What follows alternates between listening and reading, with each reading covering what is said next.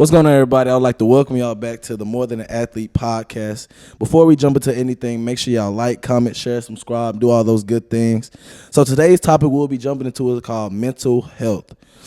So my two guests that I have on here today, first off, I have Jahkamian Carr. He's a two-time all-conference defensive end, man. Longview's finest. Jahkamian Carr, how you doing today, man? Pretty good. God bless. Yes, sir. And we have over at the other end, Mr. Two-time All-American long snapper, Mr. Jordan Estes himself, man. How you doing, Mr. Jordan Estes? Doing great. Blessed to be here. Yes, sir. That's great. So, like I said, today's topic we'll be going to is called mental health. So, the first thing I want to just do like a little mental health check with you guys. You know what I'm saying? I kind of stole this idea from I Am Athlete, the podcast. If y'all watched it, it's a great watch. But first, we're gonna be doing rating off basically 1 to 10. You know how you doing mentally, professionally, and personally. You know what I'm saying? So, Carr, I'm gonna jump off with you first. So, mentally, how are you? 1 to 10. Mentally, I said 10. Mm-hmm. Can you elaborate on that? Because, I mean, like I said, God blessed. Yeah. So blessed to be here at all times. Mm-hmm. Professionally? Professionally, 6. Getting back in the swing of football. And I won't say school, but just football. Coming off the injury. And was it personally? Yes, sir. Personally, 7. Just dealing with a lot of stuff. Yeah. It's like trying to branch my mind into different things. Just learn new stuff. Yeah. Mr. Estes? What was the first one? Mental health? Mentally? Mentally, I am probably on a 7 or an 8, you know? I'm taking master classes in the counseling field. And it's wild knowing about, you know, my depression and stuff and being like, oh, okay, cool. Like, this is why I have it. This is where it stemmed from, you know, my development through life. And I mean, for those of y'all that don't know, I was diagnosed with depression my freshman year of college. I was taking antidepressants and that was a fun little experience. I've told the team this during the season. It was kind of like my introduction to the team. That's what I told them about, was like, I had depression and I'm also severely ADHD. Those that know me know that I'm kind of a goofball. Goofball for real. Professionally, you know, my senior year came up and I got my second All-American award, and I was pretty blessed to get that. So I will say my professional is probably like a 9 or a 10 right now, man. Like, life is good. Yeah. Life is good. I'm very blessed. Most definitely. That's great. I'll say for myself, mentally, probably at a solid, 8. Everything's, starting to go great. Starting to get back into the, I'll say this, the groove of things, just getting back on my regular routines, working out with you guys, school and all that stuff. That's really been, everything. So I'll say 8. Personally, me, I'll say probably like a good 7, because I know I can get better.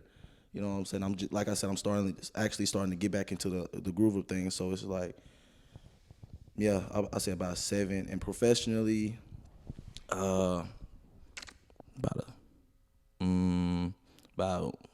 say about a 6 probably, because I'm more so like I'm not getting the full stretch of everything. Let's just say if we're gonna put it within football, I'm not out there with you guys, but mentally, I'm locked in on the playbook. I'm locked in on everything, trying to stay on top of all that other stuff. So I'll say it's just like I don't have the whole thing yet, but majority of it I'm there.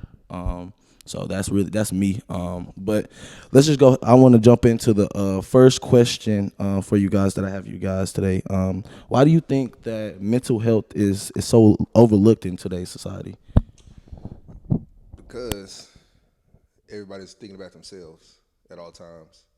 Like, nobody cares about what somebody else is going through. I mean, it's hard to trying to get it. Everybody's trying to make their own way in the world. But I mean, it's hard to care about somebody else if you're dealing with something too. Yeah. Coming from my point of view, I work in the mental health field. I have a job. I probably won't be able to say the company name that I work for, but I mean, I see these people every day, and they're probably not the best. And the hardest thing when they come in and say is, well, it's hard for me to admit that I'm like, I can't handle it. It's hard for me to admit that I'm struggling. Yeah. And And I think it's just because we don't prioritize being like, man, I'm failing right now. I'm struggling. Like we don't just embrace it and just actually look at it. Yeah. Facts. Yeah. Because I remember, I'm about to air out some stuff between you and me. Like, Carr called me in the middle of the summer. Yeah. And he was like, man, I'm going through it. Yeah. Like, I'm going through a hard time. And I know, like, I asked you, I was like, is that hard to admit? And you were like, yeah. I mean, it's not an easy thing to do. Be like, man, I suck right now. Yeah. Like, I am just going through it. And it's just hard for, like, the self to admit that. So. Wow. Okay, let me ask y'all this. As an athlete, as a college athlete, let's just say that. Why don't people just think that we don't go through things? You know what I'm saying? Why do, we don't, you know what I'm saying? If y'all get what I'm trying to ask. Yeah, it's because, I mean, people think we got it good.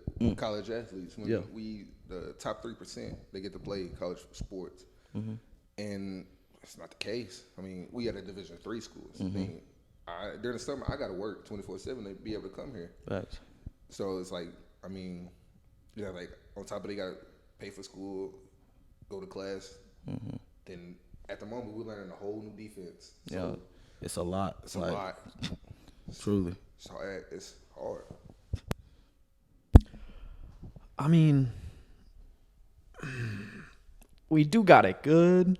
I ain't gonna lie. We got friends. We have the ability to go socialize every day. But you hitting people every day. Most definitely. You know what I mean? Like, you are just, your aggression has to be on. Fact. Full tilt every day.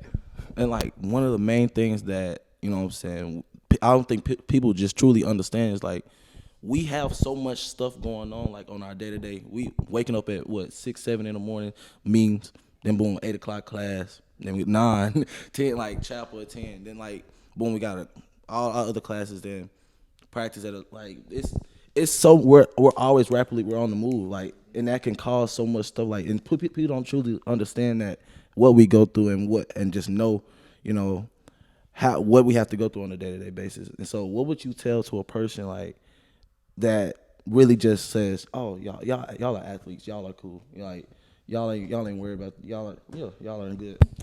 I would say you try it. You come play. I mean, like I said, we had a Division III, but imagine how those people at the Division I's feel. As you got to be locked in. Right. It's like nonstop. I mean, some of them don't go to class, but I mean, you at the top of the top. You the best, one of the best. So it's like I want you to come try it for like a day. Most definitely. I mean, I'm a senior. I just kind of like walked away from football, and I mean, it's easy now. I mean, I don't have to wake up at 5 a.m. to go to these morning workouts. Like, I ain't gonna lie. They asked me to come back. It's gonna be a little bit hard, you know, because I sleep in. I wake up around 7:30. I take a shower. I go to class. I get out of class at 2. Then guess what? I can do whatever I want. I can go play the game. I can go watch TV. It's nice. It is nice. Okay, I want to ask y'all this. You know, we've all, you know, went through various forms of, you know, mental health. So in y'all's own personal journey, like, when did y'all just realize that y'all were going through something, like, and what was the first steps that y'all took in, you know, starting that healing process? So I told the team this during the season. I lost my uncle. It's like he was like a dad to me. He killed himself in June. Then I was going through that. Prior to all that, like, my girlfriend broke up with me. So it's like, okay, cool, I'm recovering from this. And then my uncle died. Then not even 30 days later, my grandma died. Like, I seen my grandma on her deathbed, like, crying. So it's like, after that, like, I was like hurt. Like, what's next? So what I did is I got into the Bible. I didn't go to church. I couldn't find a good church home personally. But I just got into the Bible. Like, I started reading. You know, I distracted myself from things that was making me feel that way. Like, I deleted half of my social media. It's like I just got to focus. Like, Try to get locked it back in. Facts. What's needed to be focused on. It's like, let me try harder in school now. Let me so I don't have those distractions now. Let me focus on football. Let me try harder, and it kind of worked out. It was first team all conference. Like, I mean, just thank God. Facts. Most definitely. It taught me how to be a man, pretty much. Cause I relied on people too much, and it's like at the end of the day, it's only me. So like I just learned how to take care of myself, pretty much. Most definitely. I liked how you pointed that out, like it, because as some of you may know, both of you know, y'all know that I lost my pops, at the beginning of my freshman year, and like same way you said that you were reliable, you relied on so many people. Like it was the same thing for me. I learned just how to, just manage by myself.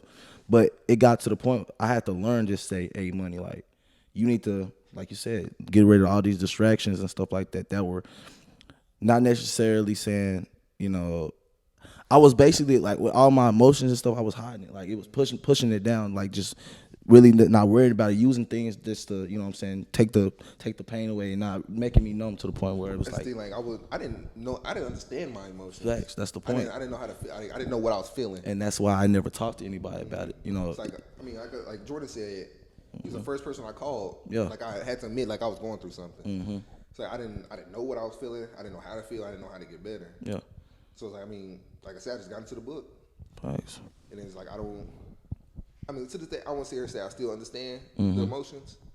So I would say I'm emotionally unintelligent. I'm learning how to be, even control my emotions. Yeah. Just go through it. Do you remember what I told you on how you could work on that? Nope. So, what I told Carr to do, and he did it for a minute, all right, is I told him to go get a notebook, and every day you just write something. It could be anything. It could be how you feel. It could be what you read today. It could be anything.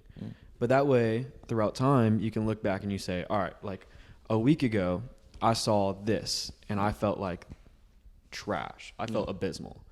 And then as time went through, you saw that little bit of growth. Like, well, today, like, I didn't feel that bad. Today, I actually felt really good about myself. And you're just marking it. Yeah, and you're just marking it up, and you're Wow. just doing stuff like that. And it does help. Like, there's sides of it where you're just like, man, like, today I'm just feeling so low. I don't have it. Like, it's... And I did this when I was going through my little depression thing my freshman year. Yeah. Is, like, I just sat there and I was like, man, like, today I'm so low, but, like, look what I've been through. Like, I've been through this before. Yeah. Like, I see, like, 4 weeks ago, I was having these, like, suicidal ideations, like, suicidal thoughts. And I was like, man, like, I've been through it. I know how to get through it. At that point, what I did was I isolated myself. Well, I'm not going to do it this time. Yeah. Like, I'm going to go talk to someone. I'm going to go admit, like, dang, like, man, I'm just down. And that's what I told Carr to do. And he would call me, and it worked out pretty well. So I just pulled up a Bible verse, James chapter 1, verse 2 through 4. Says, consider it pure joy, my brothers and sisters, whenever you face trials of many kinds, because you know that the testing of your faith produces perseverance. Let perseverance finish its work so that you may be mature and complete, not lacking anything. It's like, it's like a verse I harped on the whole summer. Most definitely. So I want to go back to the journal thing. So over time, how did that help you, in your journey? Let's go for both of y'all. Just looking back on it. So we recently moved into my grandma's house. So as my family was moving, I went there. I was here. They found the journal, and I was like, "Man, you was sad." I was like, "Hell yeah, I was sad." So I was like, I actually like looked through it. I read it, and I was like, "I don't feel this way no more." Yeah, like, I feel way better than what I did. It's like it helped extremely well. Like I'm more competent mentally than what I was. So for me, it was one of those, like, I needed a proof that I could get better. And it was one of those things I suggested to Carr, knowing because Carr's like a very smart guy. Yeah. Sometimes a little bit too smart. But a very smart guy, and he needs proof to be like, man, like I can get through it. Yeah.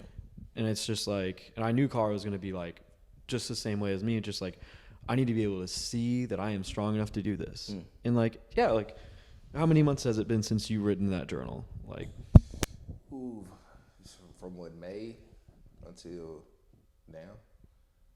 I don't even know, like a good 8 months. Man. And it feels good now that you looked at it though, because you're like, man, I got through it. I'm in the up and up. I'm doing great. I mean, man, it's a good little coping mechanism. I wouldn't sit here and lie and say I still don't bother me. I mean, I feel better than what I did. I know how to deal with it now. Most definitely. And I want to ask y'all this, because people when they get hit with stuff, like even within me, you know what I'm saying. When I learned that, when I was told that my pops was, he passed, I was numb to the situation. It was like I got to the point where it was like, I don't think nobody knows how I'm truly feeling. You know what I'm saying? So it's like, how can I go to somebody that I don't think that relates to it? So why do you think people just, you know what I'm saying, they just try to isolate themselves from somebody when something happens, you know what I'm saying, not actually try to go out and receive that help? So from my personal experience, like I said, my uncle killed himself. Yeah. So it's like he didn't know how to deal with his emotions or who to talk to. Yeah. And like he would give like hints and signs of it. But like I said, I was emotionally unintelligent. Right. So I didn't know what to do until like that day he died. Yeah. It's like now it's like, okay, I think I should do something about this now. Okay, like I don't want to feel the way he felt. Yeah. I want to know how to deal with it. I want to be able to talk to people about how I feel. Not, you know what I'm saying? It's not being scared to talk. It's like my mom. So that's her brother, and she lost her mom. So like, what's crazy is if I'm helping my mom, like, be emotionally intelligent. It's like growing in my household was like we didn't worry about it. Yeah. If you feel some type of way, then deal with it. Facts. So like I'm trying to help her become emotionally intelligent, like I said, so she can be able to relay her emotions to us. So I promise, like if that happened to my mom, I don't know what I do. Like, that's literally the only person I have now. So like I just trying to help. And if I got little siblings, little brothers, I'm trying to grow them in the word, help them become emotionally intelligent. Yeah. So they can grow up and not have to deal with their emotions. Most definitely. But the crazy thing about it is my two little brothers, they were there when my uncle killed himself. So now they have to deal with that. The trauma. So now it's like I'm trying to, like, it's okay. If you feel some type of way, it's okay. Yeah. It's like, you can talk to me. I'll help you. Most like, definitely. It's hard to deal with. It's hard to connect the dots between what I'm feeling with me and what you feeling with you when I don't really talk to you. You know what I mean? Most definitely. It's hard. Like, I remember the day that you told me that your dad passed, because we were gonna go play. Who were we gonna go play? We were in McKinney. Gonna play Austin College, right? Yeah. Yeah. And yep. And I remember, like, because we were sitting in the hotel room and you were like, hey man, like, I gotta go. Yeah, like. And I was like, what happened? You're like, my dad's about to pass. Yeah. And I just gave you a hug, and it was just like, man, that sucks. Most definitely. Like, I'll say that was like the hardest times right there, because I didn't get to see him, you know what I'm saying, just be around him before he even passed. Like, the last time I saw my pops was we were on a Zoom call with the doctors and stuff, because he had COVID pneumonia. We couldn't be around him. So he's on a Zoom call with tubes in his mouth, like sleep, And I told my mom before he even came on, like, hey, I don't want to look at him. I don't want to do none of that stuff. And I left out the room as soon as the camera came on. And as soon as I came on, I just got a glimpse and I just broke down, bro. I'm not gonna lie to you. Like, that was the hardest thing I had to see, because it was like he couldn't respond back to me. I'm trying to talk to you and stuff like that. That was tough. And of course, then that following week, that following Wednesday, that's when my mom, she came up and she came down to Marshall, and we were having a tornado warning at the time, and she told me that he passed, and like I was numb, like I didn't know how to feel at that point, so I was just quiet. And my mom, she's like, "You okay?" I'm like, "I'm straight, I'm cool." And it got to the point, like, I'm just telling myself I'm cool, I'm fine, just compressing those feelings. And I literally remember, like, it was literally the next semester, probably like around February, and I'm sitting in my car, and I'm like, bro, and I'm going through my gallery, and I saw my pop's obituary. Mind you, it's been like, a couple 4 or 5 months since it happened, and I just broke down crying. Like, that was like my first time crying since he passed. So I'm sitting there, I'm like, dude, like something has to change. Something has to change. So this leads me to ask my next question. When did y'all realize that y'all had to change yourself, bro? to be able to, you know what I'm saying, say, hey, I can't feel like this no more, and I want to change. You know what I'm saying? I want to. I'd say it was like a couple days after my uncle's funeral. Yeah. It's like I don't want to build up pressure and then explode. So I want to, and also I want to be there for my brothers so they can learn from me. You know, since we ain't got our dad no more, pretty much. So it's like we gotta. I gotta be the one now. You know what I'm saying? Like I mean, I have to learn how to do it. It's like I gotta lock in pretty much, Facts. like tunnel vision. So, what I did was I kind of fought God for a minute. I'll admit it, for like a full. So as a freshman, and you're starting, and you're going up to Wisconsin, because I mean we've all that first time going up to Wisconsin. Yes. And you're it. Facts. I mean, you are a starter. Like you cannot screw up At all. You are a freshman, and I was a true freshman starter, and I was like going through it. Yeah. And the second I touched that field is when I was like, all right, like if I don't grow up in this moment, like I can't do it. Facts. And it was just like cleats hit the field, and you're like, We gotta lock in. I gotta lock in. It's got to. And then, so we took the bus. So we did not fly. And when I tell you on the drive, back, it was 16 hours straight, and I broke. Man. Like I started crying, and Chase Thompson was sitting right next to me, and I remember Chase like looked over at me, and I'm like tears in the eyes, and I'm like, and he's like, "You good?" And I said, "I'm good. I'm good." He's like, "You don't look good." I was like, "No, I'm good, man. I swear I'm good." Yeah. And I mean, like, it was when it clicked, and it was just like I can't be 19 years old anymore. I can't be. You have to be. Yeah, The like, man of you have to grow up. and then like I mean, special teams has been dependent on me for 4 years. I mean, there was my freshman year we didn't really have a true senior leader, and so like I was kind of as a freshman getting told like you got to lead 11 guys on field. Right.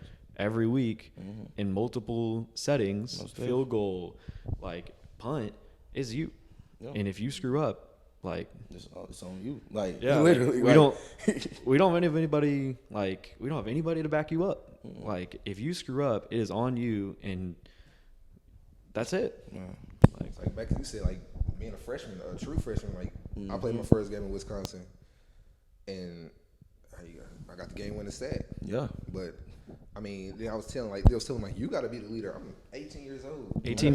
Lead Like, some 23, 25 year olds. I don't. And you're scared to tell these dudes like, no. I mean, you don't do like it's hard because Yeah. I'm scared. Like, what do you want me to do? I mean, Like, bro, I'm 18. Like, these was a 25, 26. Like, Yeah. these are grown men. Like, some of them with, you know what I'm saying? Like, I actual graduated when I 20s. was a freshman. Like, No. y'all remember Justice? yeah. So Justice, like, I remember talking about you to Justice, and Justice was like, "Nah, he got it." And I was like, "Justice, you're supposed to be the leader," and he was like, "Nah, he's got it." And I was like, "Okay." But sometimes it's good, though, just to say, hey, he going to go out there and get it. He going to get it done, most definitely. Yeah, but that was would we win by like 14? Oh, you talking about Wisconsin? Yeah, Wisconsin, Platteville. 14. 14, yeah. And it was came back and won. Because we was losing at half, I believe. Yeah. ooh, that was the most stressful. Man.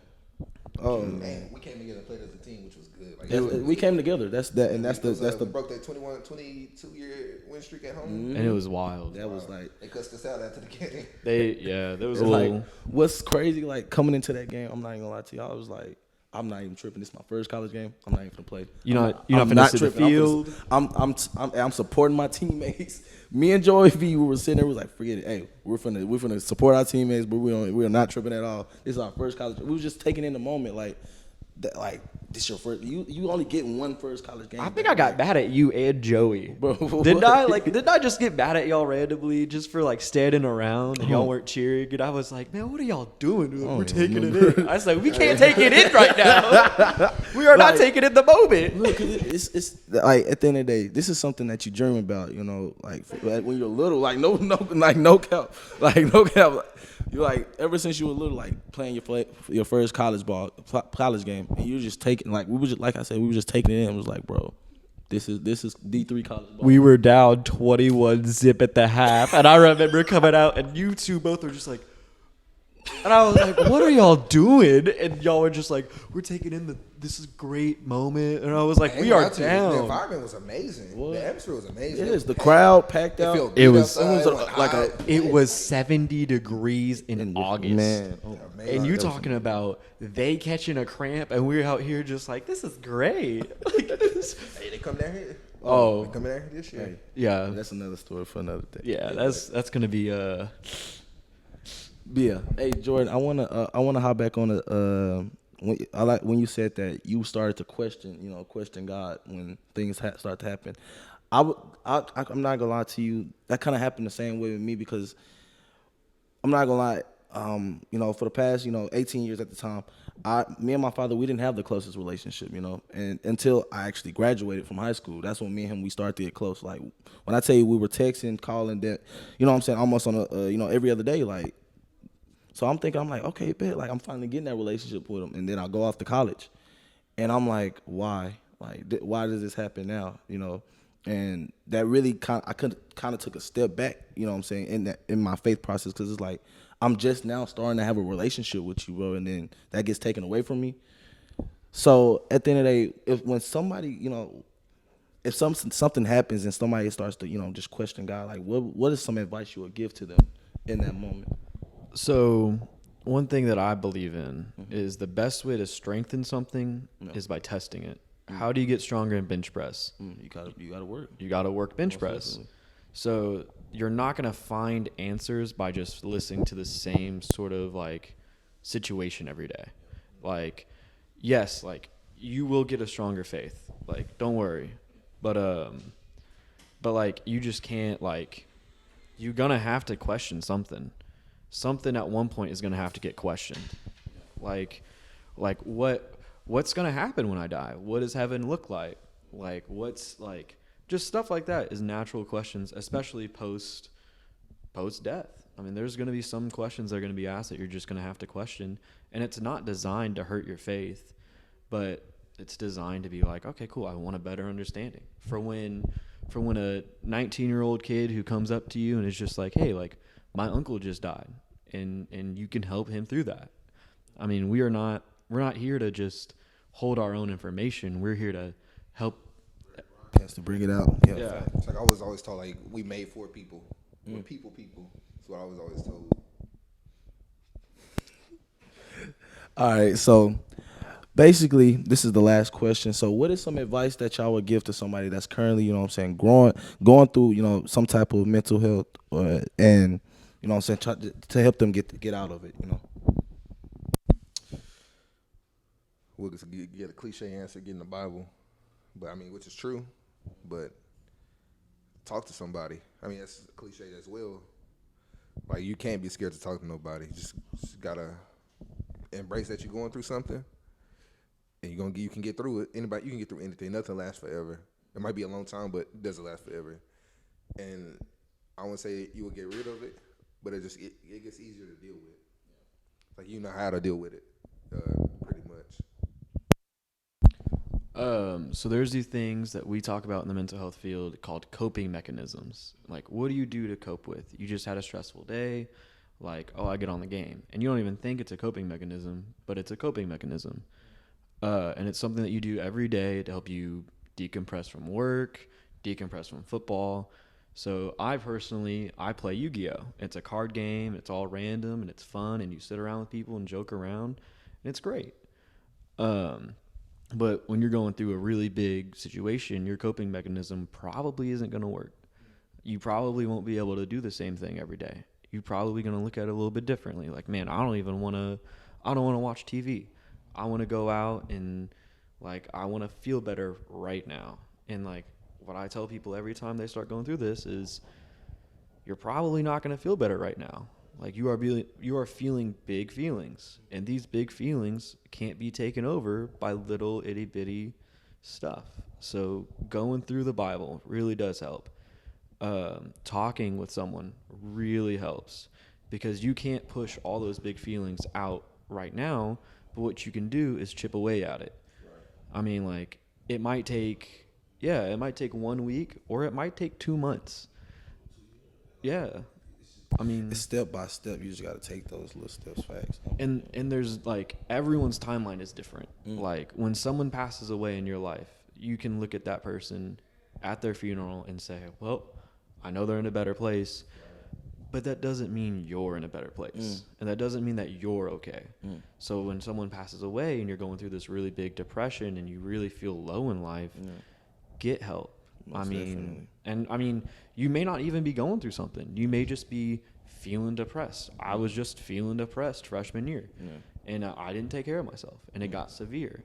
And I mean, like, you may be 18 years old, going out and making a big sack, but the next week you could fail your test, and you know what I mean. Like, just anything can happen. Facts. Tomorrow, anything can happen. Nothing is promised for tomorrow. And you just need to make sure you're taking care of yourself every little day. Facts. See, like, the thing in my personal experience is, like I said, my uncle died. It's like, the day before, he got promoted, sergeant first class. So it's like, okay, he's doing big now. Then probably a week later, he was about to retire. So a week before, he graduated with his master's. So like, he got his master's, promoted, was about to retire. So like, next thing you know, just cut off. It's like, dang, okay. I don't know how to feel. Like, okay, I was proud of him, but now he's not here no more. Yeah. You know, and then, like I said, that was like, I relied on him. So like, me being 18 years old, I don't know how to do nothing. But I don't, you know what I'm saying? I relied on him to teach me how to do stuff or do stuff for me. So like, it was hard for me to learn. It's like, now, I got questions, a lot of questions that I don't know the answer to. Like, I can't call him no more and do like, hey, what I do right here, or you know, what should I do, you know, stuff like that. Try to figure it out yourself. It's like, are you coming to my game? Like, he always went to my games. Facts. Like, I don't know what to do now. It's like, I'm just learning, pretty much. So, the coming to the game thing, like, the first time y'all looked up into the stands and didn't see anybody, I know that hurt. Like, and I mean, like, an unimaginable pain. Yeah. I mean, I know that was not great, but that's what, like, teammates are for. You know what I mean? Most definitely. And it's hard to imagine, like, I mean, I have the opportunity to transfer to another school, and it's really hard to be like, man, I just built a really great friendship for the last 3, 4, 2 years, and I got to leave y'all. And it's not because I want to leave y'all, but because it's life. I mean, it's bigger and better things. Yeah. And it's going to be one of the hardest things. Like, I'm going to look, someone's going to make a sack, and I'm going to look for Carr to go, like, mess with, and Carr's not going to be there. And I mean, it's like, it's scary to look up and be like, man, like, my buddies are gone.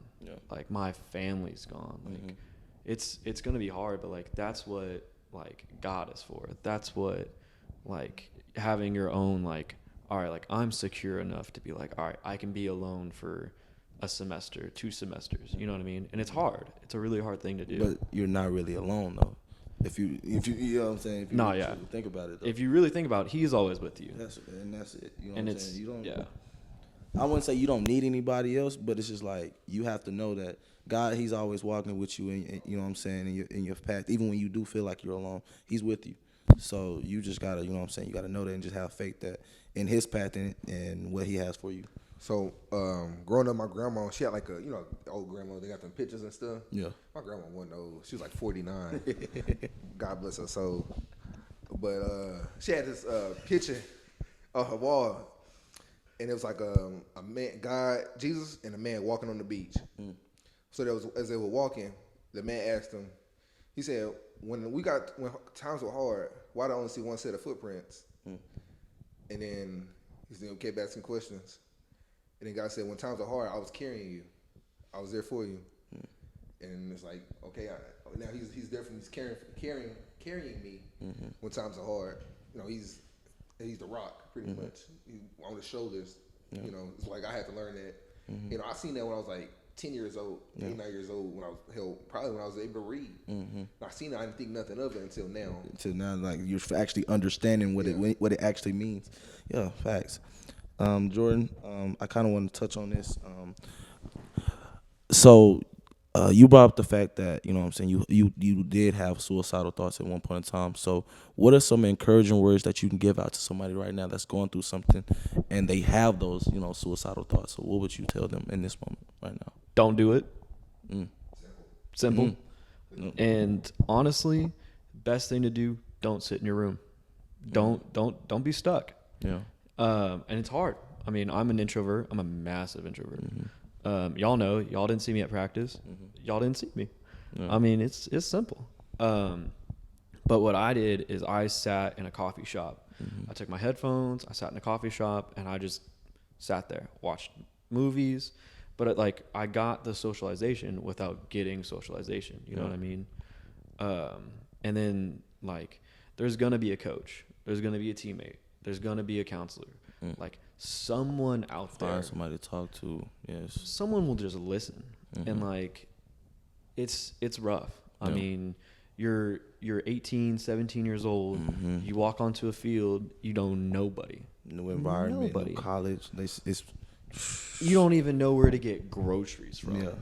So I would say I was blessed to be 30 minutes away. It's like if I need something from home, my mama, if I need groceries, all right, here you go, here I come, stuff like that. Right up the road. You were what, 3 hours away from home? Like 2:30. 2:30 there. So I was like 2:33. Yeah. I remember calling my dad and being like, "Hey, I don't know what I'm supposed to do for groceries." I remember he took the phone away. He was like, "What do you mean you don't know how to do groceries?" And he was like, "All right, so you go to Kroger," and he just explained it. He explained it to me, but it was like one of those nah, man, I'm 19 and I'm dumb. Yeah. Bro, no, nothing. Sure. And it's and I always had a job. I worked in high school, but it's different. All these people that you're on your own out here. You don't know. You don't know. Half of us don't have cars, and it's look. I didn't have a car the first my point month. Exactly. So it's look, you got to learn how to move around on your own, get adjusted to this new environment. Then on top of that, school and football that. Come on, literally. And those guys that are "Oh, just fake it till you make it." I know it's hard. You can't. You came with some friends, right? And it was it was scary even then. I came with nobody. I knew no one. I took a year off and showed up to college a year late. And so I'm a year older than everybody in Centennial, which is our freshman dorm. And I remember looking at these 18-year-old kids and being like, "Man, I know so much more than you." Man, I knew nothing. Nothing compared. And it was so bad. But it's but there were people willing to listen. Yeah. I had these suicidal thoughts, and I remember I went up to, he was a senior when I was a freshman, Mike Califatis. And that dude was one of the redneck. I mean, I'm a city boy. City is all get out. All right. But he was the most redneck dude. And he was just "Hey, you look a little down today." And he just, big dude, 6'4", just rubbed up on my shoulder. And I was like, "Man, I'm not down." He was just "Yeah, you do. Why don't you come with me to McDonald's?" And I remember he took me to McDonald's, and he just he didn't say a word and didn't talk. And I just the second we got in his truck, I just started talking. And it was just "Man, I just feel like this. I feel like this. I feel like this." And then he was "Oh, talk to Coach Bachtel." And I talked to Coach Bachtel, and I felt like this. I felt like this. I felt like this. And I slowly started to feel better. But it was one of those moments that just it took someone to be "Dude, you look down." Yeah. And I mean, that's why I'm super intentional in the locker room to be that guy. Facts. Because, I mean, you were going through something. I asked you how you were doing. You were going through something. I asked you how you were doing. I mean, it's just Joey Verrett. Yeah. Joey Verrett was on this podcast earlier. That dude was in the locker room right next to me. I could tell when he failed a quiz. It was written on his face. Man. That dude was something else. But I was also sharing the locker space with Christian Piazza. Christian could get punched in the mouth, and he would still be good. Like, smiling, all that stuff. Yeah, Pizza, that man, he's different breed. Different, literally a different breed. But it's just like, you would never know he was going through something unless you asked. Yeah. Now, he wasn't going to lie, but it's just, you have to be there. You have to be intentionally, like, asking people. You got to be attentive. You got to be able to see it. You know what I'm saying? And it's just hard. It's like, going back to what you said, like, when you started talking, it was, like, easier.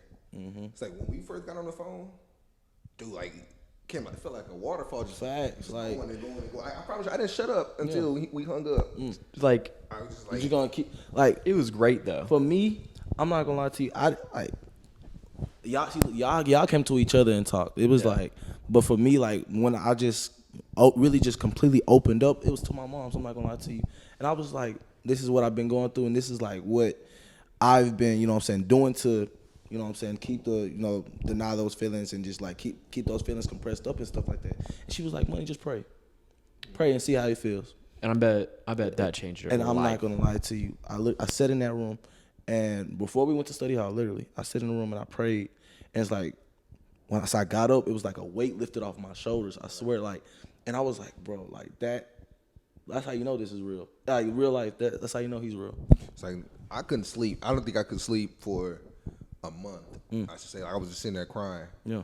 Now I read Job, and then the verse, I don't know what I know it's chapter 1. I don't know what verse it was, but it said, "God shall give and God shall taketh away." Because I mean, he lost his whole family, lost everything. So it's like through it all, he had faith, and God restored it tenfold. So it's like, okay, I can be like Job.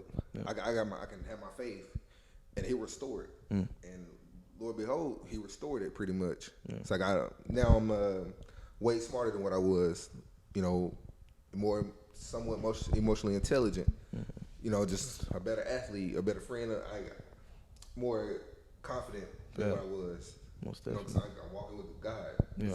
Everything's easier when you have faith. Most definitely.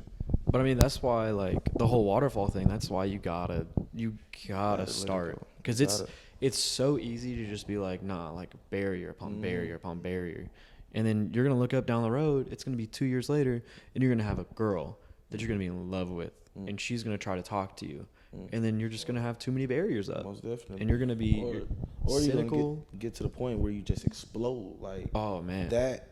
That's why you have to, like you said, go ahead and start knocking those barriers down. I mean, barrier by barrier. All you got to do is admit to one person. Just one person. Talk like, to somebody. I'm going through it. I mean, Carr might say that he was like, he didn't shut for hours and hours and hours. Carr asked me after I worked out. I put him on speaker. I was doing my whole thing. Like, I took a shower, all this stuff. And I mean, like, for the first 20 minutes, Carr didn't say a word. I was like, "You good, bro?" He was like, "No, I was just checking up on you. Like, how's life?" And I was just talking, just telling him about my day, my business and stuff. And then I was like, "How you doing?" He was like, "Oh, I'm hurting." And then it just like, but it's hard. That first, like, to admit you're hurting is just hard. And it's like, what was crazy to me was like, it's people out here that actually care, and that, like you said, that care to listen. And you'll never truly know what a person actually goes through. Like people are so good at hiding it. Like, for me, people used to come up to me like, "Money, like, bro, you're strong, bro. I don't see how you went through that." And I'm like, bro, little do y'all know, like, I'm actually going through it. Like, little did y'all know, like I just got done crying in my locker. Like, bro, like, it's wild. It's a different type of hurt, fam. I'm not gonna lie to you. And it was just like, "Money, bro, you're so strong, bro. I don't see how you're playing. I don't see how you're doing this." I'm like, bro, you don't know to have, like, but no, it's just like my mom said the same thing. It's like people telling her, like, you strong, but do you know how I really feel? Yeah. It's like what's crazy is I hate seeing my mom cry. Oh, for love me, I hate seeing her cry. The day of my grandma's funeral, like, she was like, I view the casket, view the body, like she broke down crying. And I was like, I was like, I hated it. Yeah. You know what I'm saying? Like, I had to be the strong one, but like, I mean, like I said, we have nobody now. So, like, we have nobody. Just us and my immediate family. Yeah. So, like, her seeing her cry, like, she lost her mom and her brother. It's like, wow, like, okay, now I see how you feel. And then, like I said, my mom, she didn't know how to deal with her emotions. Yeah. So I was trying to get her. I did what I told her what Jordan told me. Write it down. Yeah. She started doing that, and I was like, she feel better. You know what I'm saying? Like, I thank her for it every day. Like, you know what I'm saying? Like, I'm glad she good. Mm-hmm. Like, I mean, that like really hit me. You said like you don't know how I really am. Yeah. Like she literally said the same thing. Wow. That's crazy. Do y'all feel like you remember on Thursdays when people stand up and like it was, I think Corey started it, and then it was me, and then it was you, and then did you go that next week after him? No, so like I kept contemplating. I'm not gonna lie to you because I wanted to go up there, and I was like, man, do I really want to go up there? Yeah. So I never went though. Yeah. But I plan on going. You know, probably if we do it in the spring, I'll do it. Do you feel like that stuff helped? Yes. Because I mean, after, like y'all heard my story. My story's a little grim. I mean, Like I said, you never know what a person truly goes through. That's what I'm saying. I didn't know you was doing it until. That's what I'm saying. Right. So it's like when y'all got up and actually, you know what I'm saying, Admitted start to talking it. to it, I was like, wow, like that's but that's like, what, dang, I didn't know you were going through that, Carr. Jordan, I didn't know you were going through, like, that's why after, like, I would go up to you and talk to y'all, like, hey, man, y'all straight? Give you a hug. All right, man, hey, look. But that's where it's like, unless there's like the leaders, like, because Corey was going through it, Carr was going through it, I was going through it, and those are the people that like freshmen come up and talk to us, and they're like, oh, like, what's it like being all conference? What's it like being all American? What's it like being the starting center? Yeah. Like stuff like that, where you're just like, Corey's about to get married. I think today, in a couple hours, Corey's getting married. But like when I'm telling y'all, like, people went up to him and were just like, I didn't know you're going through that. Like, why would you? Like, thing, like as I gave my testimony, like you see, like I wanted to cry. I wanted to break down and cry. But like, and people's like, I went to like a pity party. I don't like pity parties. It's like, I mean, you didn't know it because I didn't tell you, but like, I mean, now you see why I am the way I am. Most definitely. Like now you see, like I don't want people to feel bad for me. Yeah, I don't want you to feel bad for me. Like, I mean, it happened. I mean, everything happened for a reason. On me, but I don't want you to. Oh man, I'm so sorry. Like stuff like that. Like, I mean, and it's always really awkward walking into the locker room after that, and people are just like, man, I didn't know you were going through that, and it's like there's a reason why you didn't know. Dad got baptized that day. Yeah. And like literally the day after my pops passed, when I came back to that Thursday morning practice, it was like I wouldn't say I wasn't worried about it because of course it was still on my heart, bro. But I'm like, hey, I'm here to work, so I came in to work. So people, it was like, money, bro, you good? I'm like, yeah, I'm straight. I'm good. Come on, let's go ahead and work. Like, I don't know, it's just like masking that and I use football to, you know what I'm saying, to be able to mask that. I was like, hey, I'm just play for him. My thing is, my coping mechanism, I work like 24. Man, this dude was at Dairy Queen every single day. And I think I lost like, I don't know if you remember, I was fat. he was weighing heavy. Yeah. Like, I was almost 220. That's not even fat, but like I was fat to me. And like I came like during that whole summer, I came back 190. So like I was there every single day, hot, sweating. Like I didn't have nothing to do. I didn't work. I wouldn't say I even lift the weights. I was just there working. Yeah. I mean, the chicks was good. But No, fact. Nah, like I was working closing Target all that summer, and so I would wake up at 8, go to my workouts at 9. I'd get done around 11, and I knew, I was like, well, gotta call Carr because I know he's either at work or just going through it. But if I wasn't at home, I was at work. If I was at home, I don't know what I was doing. Right. I was probably just sitting there, staring at the wall. But it's like, I mean, you got Joey Verrett. I mean, y'all two are tight. 2 peas in a pod. But, like, you never know how close you're going to get with someone. Like, because Carr and I really weren't that close until the summer. And then we got super close. And it was wild. Man. But man, hey, I'm glad. I would like to thank you guys, you know, for coming on to the podcast, man. I really appreciate that. Both of you guys. We had a great conversation. Hey, make sure y'all like, comment, share, subscribe. If y'all enjoyed the video, comment down below what y'all liked about the video, man. Hey, until next time, peace.